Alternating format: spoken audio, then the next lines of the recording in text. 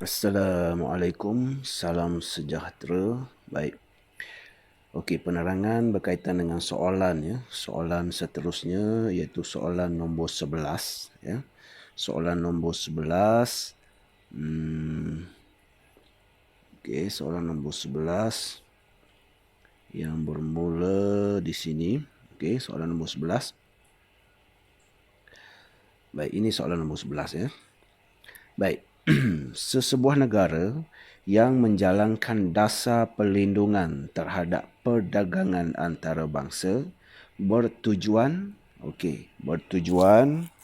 yang pertama A itu meningkatkan permintaan terhadap mata wang asing, okey, menggalakkan pengeluaran ekspor, menambahkan hasil kerajaan, mengelakkan lambakan. Baik. So soalan nombor 11 ini, soalan nombor 11 ini sebenarnya dia minta dasar perlindungan itu tujuan dasar perlindungan. Okey.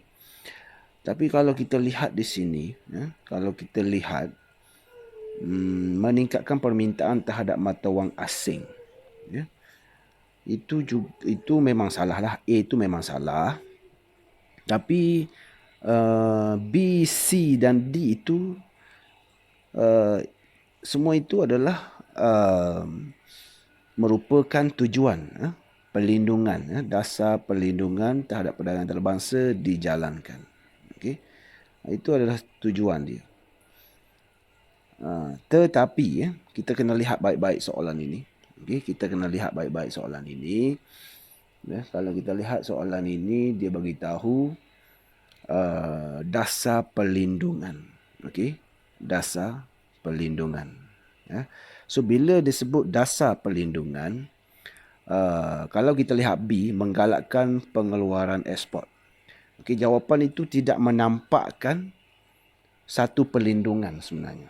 Okey, bukan satu perlindungan. Maksudnya B itu tidak menunjukkan satu ancaman kepada firma-firma tempatan. Okey. So kalau kita lihat, kalau soalan ini tanya dasar sekatan, mungkin B boleh diterima. Tapi kalau berkaitkan dengan dasar perlindungan, okey, kalau perlindungan kita nak lihat bagaimana dasar sekatan itu memberi perlindungan kepada firma-firma tempatan. Okey. Begitu juga dengan C, menambahkan hasil kerajaan. Menambahkan hasil kerajaan pun merupakan tujuan dasar sekatan. Okey, sememangnya tujuan dasar sekatan, tapi dia tidak menunjukkan satu perlindungan. Okey, C itu tidak menampakkan satu bentuk perlindungan. Jadi yang menunjukkan perlindungan ialah donkey sebenarnya, D ya.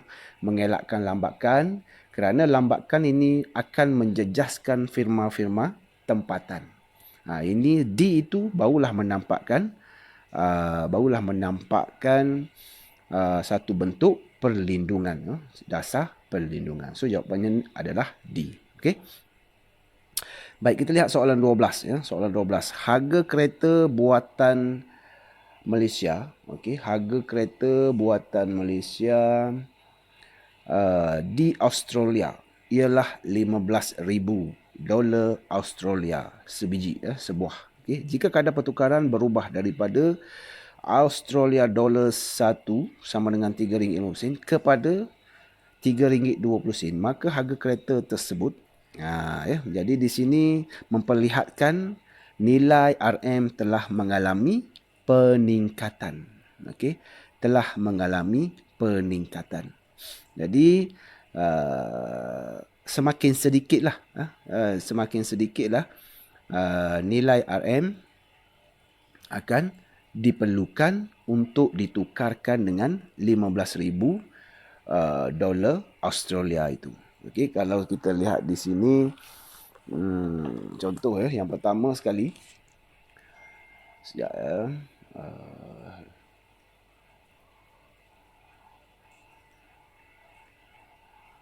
Okey, yang pertama sekali yang asalnya. Okey, 15. Kita kena kira untuk kedua-duanya. Sebab apa?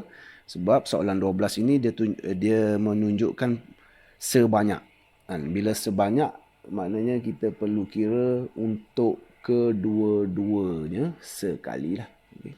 Perlu dikira untuk kedua-duanya sekali. Baik, okey, sekejap ya.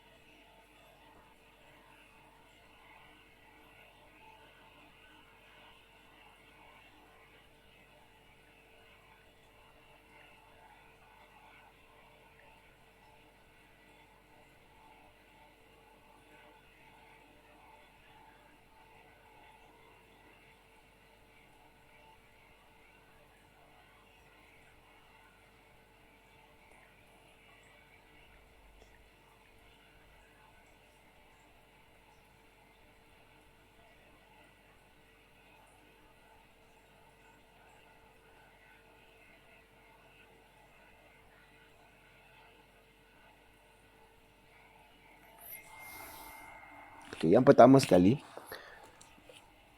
Okey, yang pertama kita perlu kira 15 dolar tu, $15,000 tu. Okey, $15,000 tu darab dengan RM3.50. Okey, itu maka kita akan dapat sekejap ya.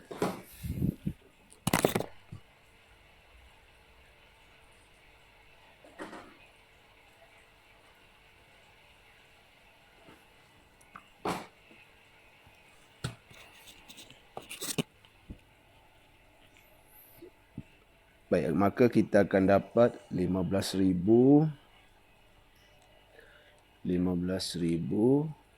darab dengan 3.5 kan. So 52,000 dalam mata wang RM. Dalam mata wang RM kita akan dapat 52,500 kan. So kalau dalam kadar pertukaran yang baru 15,000 itu, okey, dalam kadar pertukaran baru 15,000 itu kena tukar kepada RM3.20 lah. RM3.20. So kalau RM3.20 ya, maka jumlah nilai RM yang diperlukan untuk ditukarkan dengan $15,000 Australia itu ialah 48,000. Okey. So bila kita tolak, maknanya jumlah RM yang diperlukan menurun. Okey.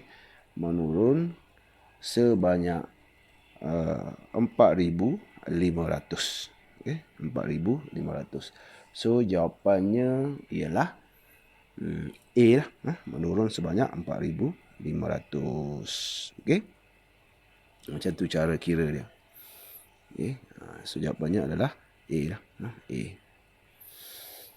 Baik, soalan seterusnya, soalan nombor 13 ya. Soalan nombor 13, salah satu faktor yang boleh menyebabkan kejatuhan nilai dolar Amerika Syarikat berbanding dengan RM. Okey, nilai dolar jatuh, dolar US jatuh berbanding RM. Okey, yang pertama saya pernah sebut dalam video-video yang lalu, hanya 3 perkara utama yang mempengaruhi kadar pertukaran, iaitu aktiviti pelancongan dan pendidikan.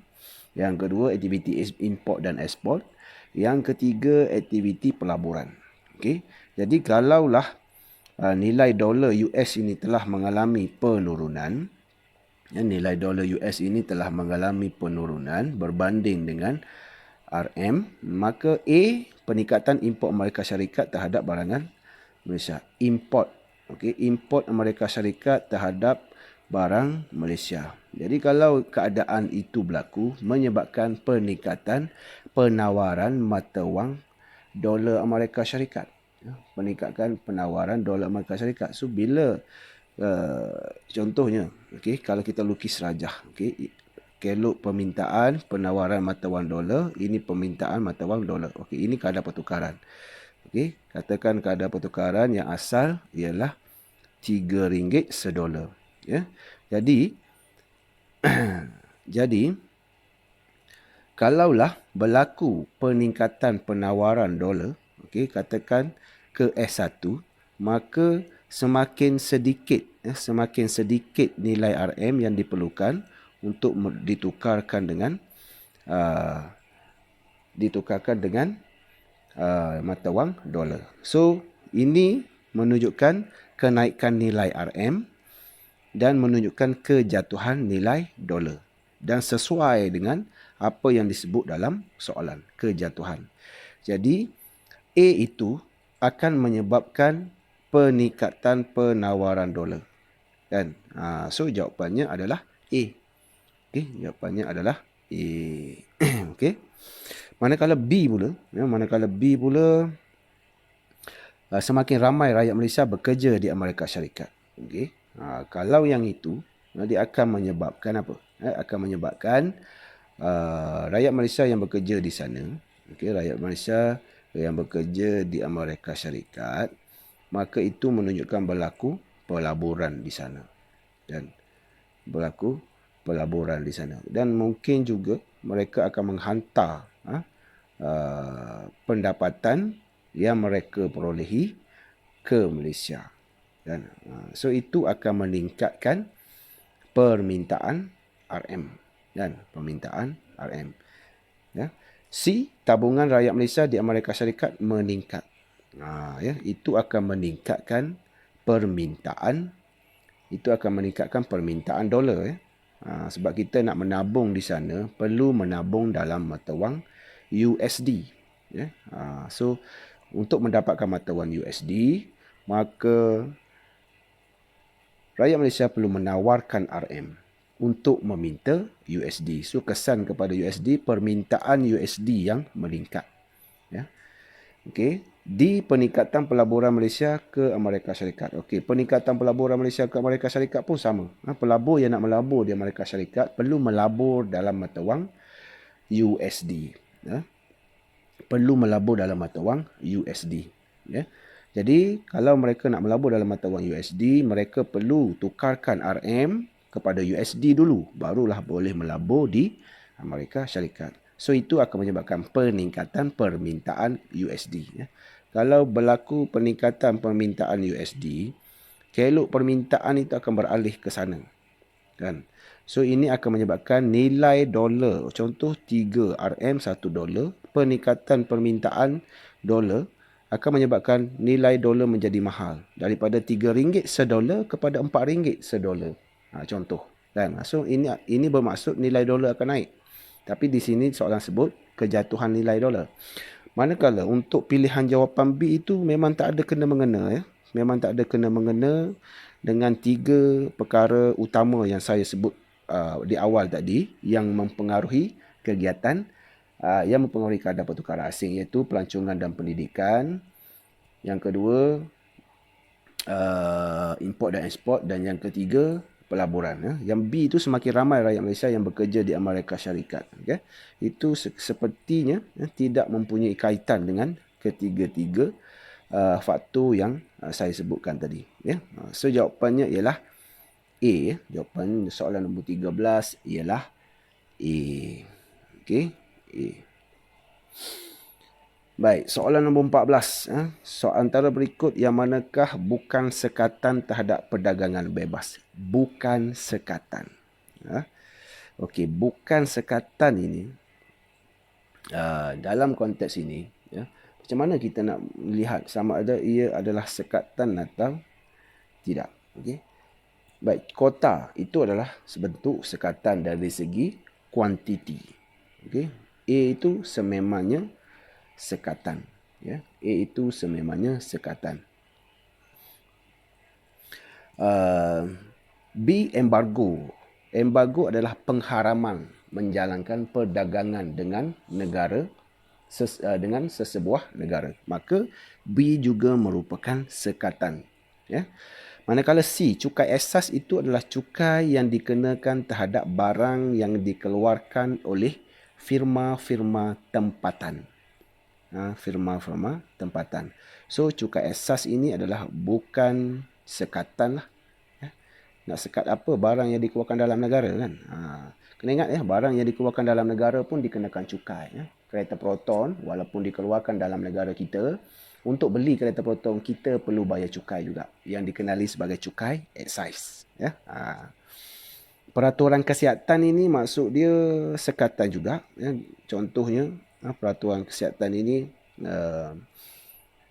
memperketatkan syarat-syarat peraturan kesihatan dan keselamatan misalnya. Sebuah kereta untuk masuk ke sesebuah negara, untuk diimport, untuk dieksport ke sesebuah negara, maka syarat-syarat dikenakan terhadap kereta itu seperti perlu mempunyai beg udara yang 2 beg udara dan lepas tu perlu mempunyai enjin yang mesra alam dan macam-macam syarat.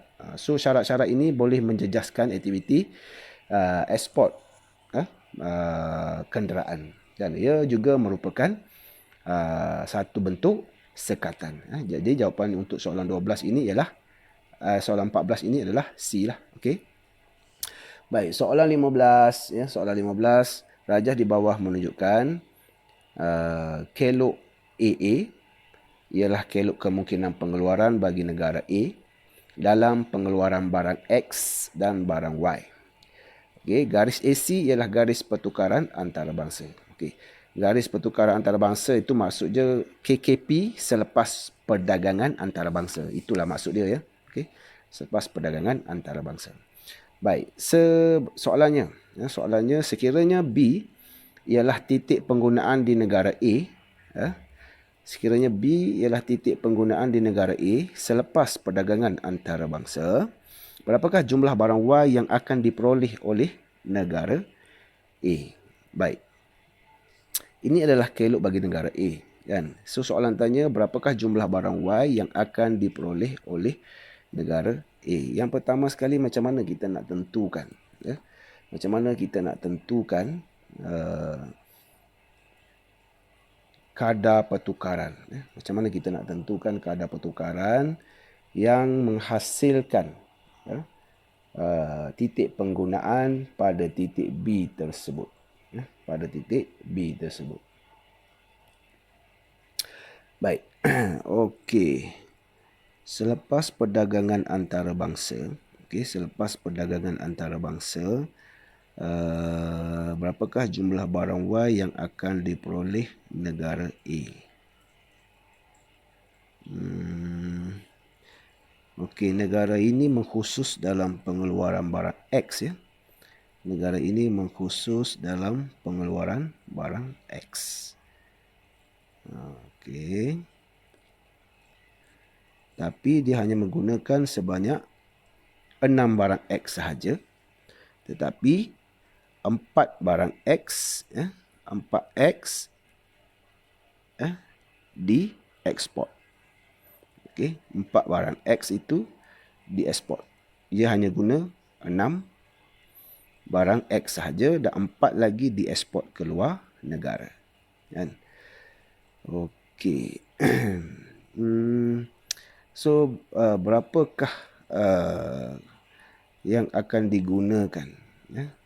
Berapakah jumlah barang yang Y yang akan diperoleh negara A? So, di sini kita perlu kenal pasti kadar pertukaran. Ya?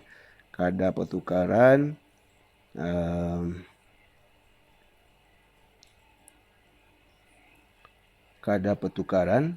perdagangan antarabangsa.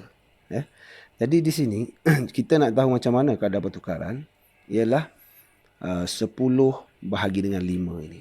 Okey, maksudnya 5 contoh di sini 5Y nisbah ataupun sama dengan 10X. Dan sama dengan 10x. Jadi 1y sama dengan 2x. Dan 2x. So sekarang ini, negara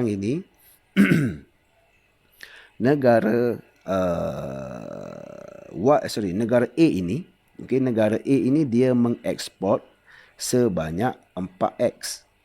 Dia mengekspor sebanyak 4x. Maka negara A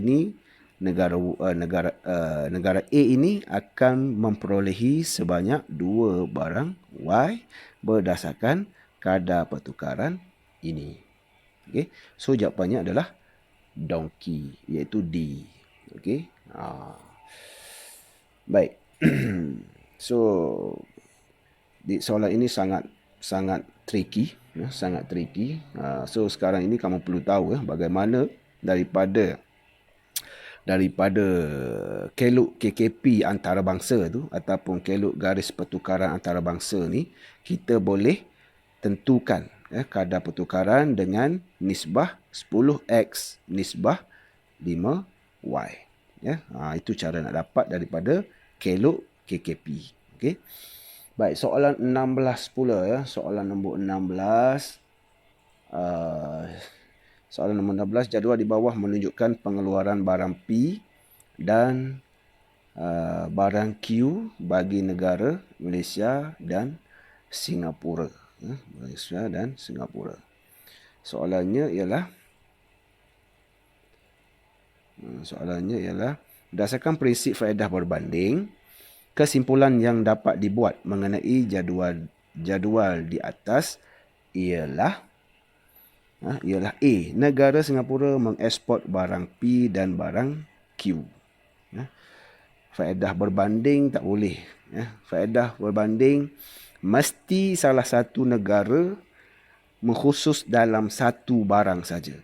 A ini 2 barang yang yang Singapura mengkhusus. Jadi A salah lah. Dalam faedah berbanding mesti salah satu negara yang akan mengkhusus dalam pengeluaran sesuatu barang. So kalaulah Singapura mengeksport kedua-dua barang, bermaksud Singapura lah yang mengkhusus dalam kedua-dua barang. B, negara Singapura mengeksport barang P dan mengimport barang Q. C, negara Malaysia mengeksport barang P dan mengimport barang Q. D, negara Malaysia mengimport barang P dan mengeksport barang Q. Kita lihat satu persatu. So langkahnya, sudah pastilah kita perlu kira kadar pertukaran. Kadar pertukaran. Contoh yang pertama, kita lihat kadar pertukaran di Malaysia, kos lepas di Malaysia antara dua barang ini. Antara dua barang. Contoh, cara dia 600. Kita tengok di Malaysia dulu. 600P sama dengan 800 Q di Malaysia. Di Malaysia. So 1P sama dengan sama dengan 800 bahagi dengan 600. So kita akan dapat 1.33. So 1P, barang P di Malaysia sama dengan 1.33 Q. 1.33 Q di Malaysia. Itu di Malaysia. Baik, so kita tanda dulu. Ini di Malaysia. Di Malaysia 1P, 1P sama dengan satu barang P sama dengan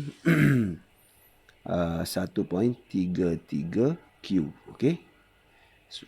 Siap.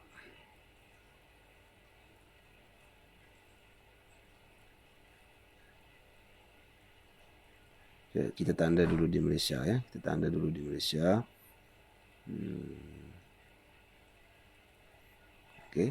Di Malaysia di Malaysia 1P sama dengan 1.33 Q. Itu di Malaysia. Di Singapura pula. Di Singapura tak payah kira kedua-dua. Kita payah kira dalam sebutan Q, tak payah. Kita kira untuk kedua-dua negara sahaja. Kalau di Singapura, okey, 1200 P sama dengan 2000 Q, kan. So 1 P di Singapura sama dengan 2000 bahagi dengan 1200 Q, 1.66. Okey, 1.66 Q, kan. 1.66 Q. Jadi kalau kita lihat berdasarkan pengiraan ini, okey, berdasarkan pengiraan ini, harga P lebih murah di mana? Harga P lebih murah di Malaysia, kan. Kalau dalam sebutan Q, kan, dalam sebutan Q, harga 1 P di Malaysia sama dengan 1.33 Q sahaja, berbanding di Singapura, okey, berbanding di Singapura, harga 1 P sama dengan 1.66 Q. Maknanya lebih mahal barang P di Singapura berbanding di Malaysia. So Malaysia akan mengkhusus dalam pengeluaran barang P. Okay, kesimpulan dia kita boleh sebut di sini, Malaysia akan mengkhusus dalam pengeluaran barang P, manakala Singapura akan mengkhusus dalam pengeluaran barang Q. So sudah pastilah Malaysia akan mengeksport P dan Singapura akan mengeksport barang Q. So berdasarkan pilihan jawapan ini, B, negara Singapura mengeksport barang P. Salahlah sebab yang mengeksport barang P ialah Malaysia. Okay. C, negara Malaysia mengeksport barang P dan mengimport barang Q. Sudah pastilah macam itulah sebab jawapannya adalah C lah. Sebab berdasarkan contoh ini, negara Malaysia mengkhusus dalam pengeluaran barang P. So dia tak mengeluarkan barang P. So Malaysia akan mengeksport barang P dan mengimport barang Q dari Singapura. Kerana apa? Sebab Singapura yang mengeluarkan ataupun yang mengkhusus dalam pengeluaran barang Q. So jawapannya adalah C lah. Okey. Baik, soalan nombor 17 ya. Soalan nombor 17. Jadual di bawah menunjukkan data akaun semasa bagi sebuah negara. Imbangan akaun semasa negara tersebut mengalami apa? Okey. Imbangan akaun semasa pindahan semasa mengalami imbangan akaun semasa negara tersebut mengalami. Okey. Akaun semasa merangkumi ekspor. Yang ini ingat import ni kena tolak . Import ni kena tolak. Kena ingat import mesti ditolak ya, akaun pendapatan kan. Baik, so akaun semasa sampai sini saja. Okey. Sampai akaun semasa terdiri data-data yang dikemuka yang diletakkan ini agak nak mengelirukan lah. Okey, mengelirukan. Tapi tak apa ya. Urus niaga kerajaan urus niaga kerajaan pun termasuk dalam akaun semasa. Okey, urus niaga kerajaan pun termasuk dalam akaun semasa. Perkhidmatan lain pun masuk dalam akaun semasa. Okey. Pindahan semasa pun masuk dalam akaun semasa. So kita kena totalkan semua ini. Okey. Kena totalkan semua ini kan. So cara dia ialah kena totalkan semua ni ya. Kena faham ya. Sebab semua ini adalah komponen-komponen dalam imbangan akaun semasa. Okey, jadi 3, 3, 4, 4, 6, 4 tolak ya. Import saja yang perlu ditolak. untuk dapatkan imbangan dagangan. 289. Lepas tu yang lain tambah. Okey. Tambah perjalanan 12,782.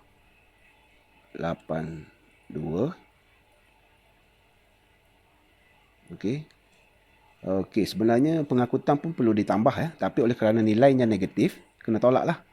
Tolak 10,369. Begitu juga dengan pendapatan menunjukkan nilai negatif walaupun kena tambah. Jadi oleh kerana dia negatif, perlu ditolak. Okey, negatif 27,627. Tambah 223. Tolak 10,130. Tolak 87. 8784. Okey. So, imbangan akaun semasa yang diperoleh adalah positif ya. Positif 26270. Okey. So bila positif lebihan lah. Okey, lebihan. So soalan nombor 17 ni, jawapannya B. Okey, jawapannya B. Mengalami lebihan sebanyak 26270. Positif. Okey. Kalau negatif, sebutannya adalah kurangan ya. Sebutannya kurangan. Ya. Baik. Soalan nombor 18 ya. Seorang rakyat Malaysia ya telah melancong ke New Zealand dan berbelanja sebanyak $1,500 New Zealand. Okey. Beliau juga melancong ke Australia dan berbelanja sebanyak $350 Australia. Sekiranya kadar pertukaran antara ringgit Malaysia dengan dolar New Zealand ya, ialah $1 RM1 sama dengan 25 sen dolar New Zealand, dan kadar pertukaran antara ringgit Malaysia dengan dolar Australia ialah RM1 Malaysia sama dengan 35 sen dolar Australia. Berapakah jumlah perbelanjaan yang telah dilakukan? Ini senang sajalah ya. Just awak darab sajalah. Okey. Iaitu telah melancong belanja sebanyak 1,500. Dan kalau ditukarkan 1,500 itu dalam RM, okey, dalam RM, so darab saja dengan 0.25. Kena bahagi dengan 0.25. Kena darab kena darab. Contoh di sini. Baik. Okey, kalau kita lihat 1,500 ya. Bahagi dengan 0.25. Okey. Bahagi dengan 0.25 sama dengan 6,000. Okey, sama dengan 6,000. Sebab apa? Sebab keadaan ini, kadar pertukaran ini, okey, kalau kita tukarkan dalam New Zealand 1, kita akan dapat RM 4. Okey. New Zealand 1 sama dengan RM 4. So kalau kita kena darat dengan 4,500 ini dapat 6,000. Okey, 6,000. Tapi oleh kerana dia bagi sebutan yang macam ni, maka kita kena bahagilah, kena bahagi 0.25. Baik, dan kadar pertukaran antara ringgit Malaysia dengan dolar Australia ialah RM1 Malaysia 0.35. Tapi dia belanja sebanyak 350. Okey, so 6,000 ya. 6,000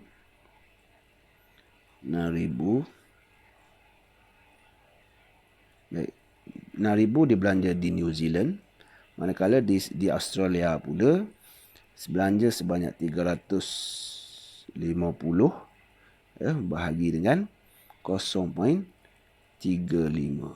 okey, 350 bahagi dengan 0.35 sama dengan 1,000. Dan sama dengan 1,000 ya. So 1,000 tambah 6,000, jumlah perbelanjaannya ialah 7,000 lah. Dan dalam RM, jumlah perbelanjaannya ialah 7,000. 7,000. So soalan nombor 18 ni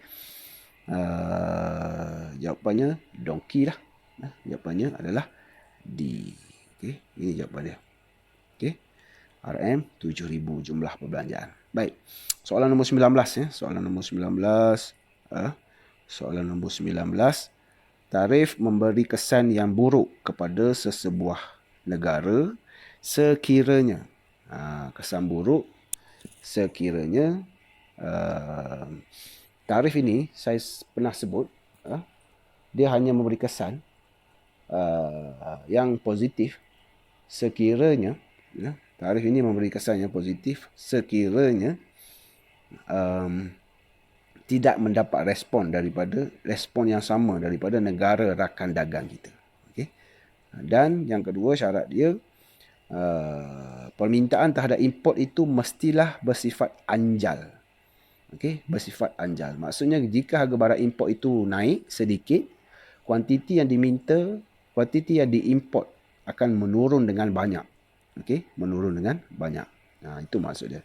Tapi sekiranya barang yang diimport itu bersifat tidak anjal, maksudnya bila harga naik disebabkan cukai, harga naik dengan banyak, tetapi kuantiti diminta ataupun kuantiti yang diimport menurun sedikit saja, ia akan memberi kesan buruk kepada negara. Okey. Jadi sekiranya tarikh itu memberi kesan buruk kepada sebuah negara, bermakna sebahagian import merupakan barang mewah, permintaan terhadap barang import adalah anjal.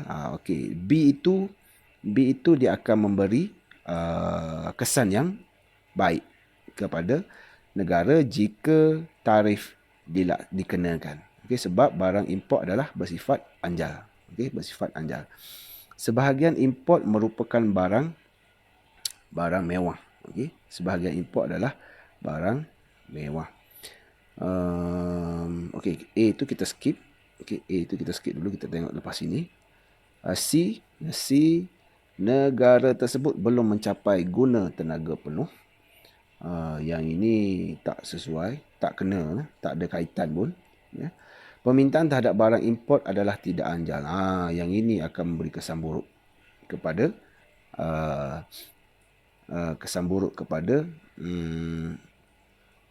negara sekiranya tarif itu dikenakan terhadap barang yang bersifat tidak anjal.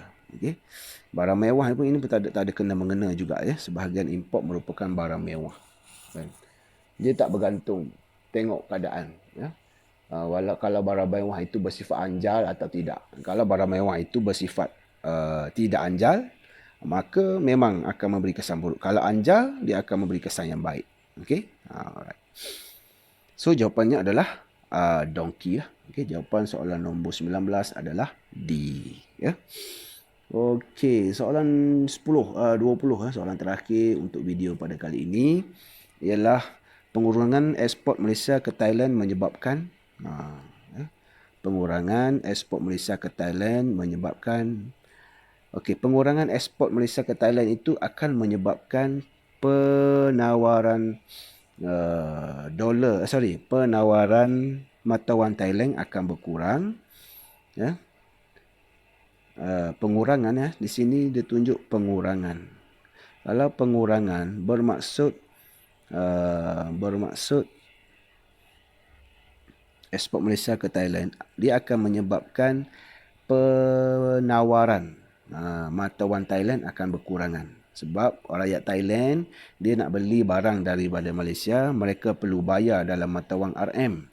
So untuk dapatkan mata wang RM, mereka perlu tawarkan mata wang Thailand untuk dapatkan mata wang RM. Tetapi oleh kerana ekspor itu telah jatuh ke Thailand, maka penawaran mata wang Thailand akan berkurang. So kalau kita lukis rajah kelok penawaran Thailand, mata wang Thailand ya. Ini penawaran, katakan ini untuk 100 baht, katakan 3 ringgit kan.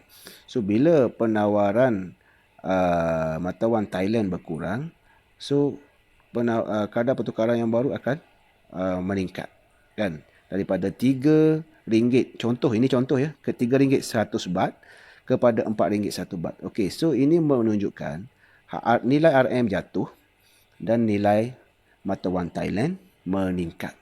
Makin mahal lah dalam sebutan RM. Jadi berdasarkan rajah ini